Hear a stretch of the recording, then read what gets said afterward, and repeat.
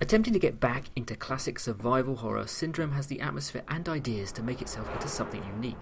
The psychological threats work well to create a constantly tense environment, and the expert sound design gives a very typical deep space setting some much needed teeth. However, it suffers from a very slow start, coupled with too many back and forth fetch quests and a clunky feel to movement. Not exactly deal breakers, but it shows that Syndrome can be awkward enough sometimes to sabotage its own tension. Waking from cryosleep, you quickly discover that the crew on board your deep space vessel are dead. Contacted by several survivors, you make your way through the dirty great ship, trying to unravel the mystery and stay alive, while wondering who to trust. The first few hours are spent running around the initial decks and restoring power and access to the engines. It's a good way to immerse yourself in this Nostromo-like vessel, but as it lacks the immediate draw of Alien Isolation's atmosphere and Creative Assembly's fidelity and detail, this first act dragged on a little too long for me.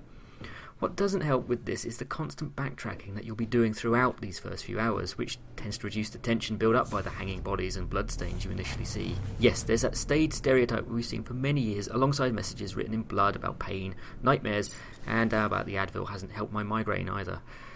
However, the atmospheric lighting and echoing sound mix do an awesome job of keeping you tense and fearful of any surprises.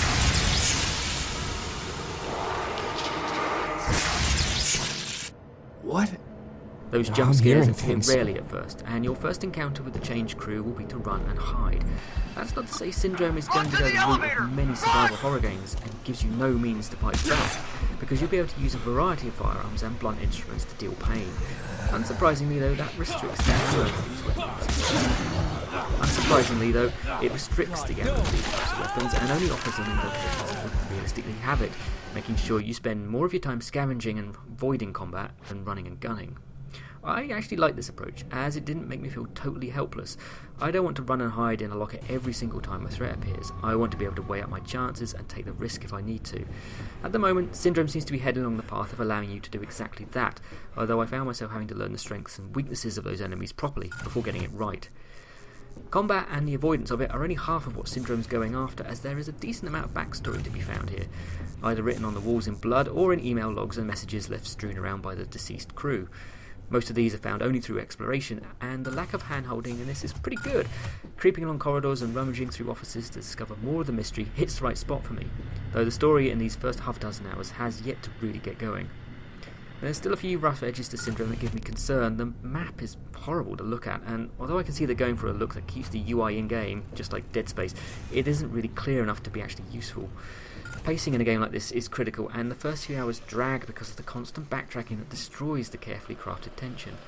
The interaction with two different survivors, though interesting, just wasn't really enough to keep my attention in this period. One of the many keys to a good survival horror game is the visual aesthetic. It isn't enough to have atmospheric lighting and a smoke-filled corridor to create tension, at least not for me, and Syndrome struggles at times with exactly this. Though the lighting is indeed atmospheric and the flickering corridors make for some ideal scary places, it doesn't quite have the level of detail to bring its setting to life. Textures at times are bland and low resolution, take the lighting effects away to improve performance, and they become even more paramount. There's a very heavy and clunky feel to movement as well, and the way the camera sways when you take each step is overdone in my opinion, leading to an occasional nauseating experience, and that's not in a good way. A lot of objects in the world also look like you should be able to interact with them, or at least be pushed around, but many of them are set in stone like granite obelisks. These are minor issues perhaps, but when your game lives or dies on atmosphere, these smaller issues tend to congeal into a much larger one. The sound design is pretty good though, with lots of creepy and disturbing audio cues that build tension and got my mouse covered in hand sweat. That sounded less disgusting in my head. Voice acting is a little less convincing from your survivors, who, to be honest, couldn't sound less like military or naval officers if they tried. What? Big jam! Incoming audio trans... Officer Gallen, can you hear me? My name is James Marco, Technical Assistant 2nd Class. You can call me Jimmy. Maybe that's the point later on in the story, but it felt a little off to me. Syndrome has some great ideas here, and I admire the approach and aim of the developers. The ability to mix combat with hiding is good, and the atmospheric lighting and sound design are excellent.